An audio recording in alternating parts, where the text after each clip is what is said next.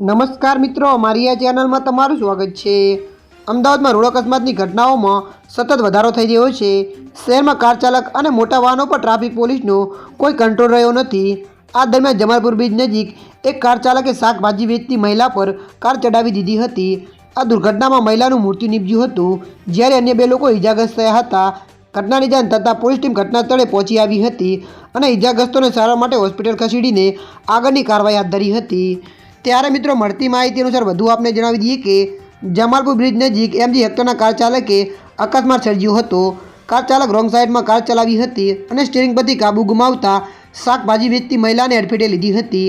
આ દુર્ઘટનામાં મહિલાનું મૃત્યુ નીપજ્યું હતું, જ્યારે અન્ય બે લોકો ઇજાગ્રસ્ત થયા હતા। બનાવની જાણ થતાં જ લોકોના ટોળેટોળા ઘટના સ્થળે ઉમટી પડ્યા હતા।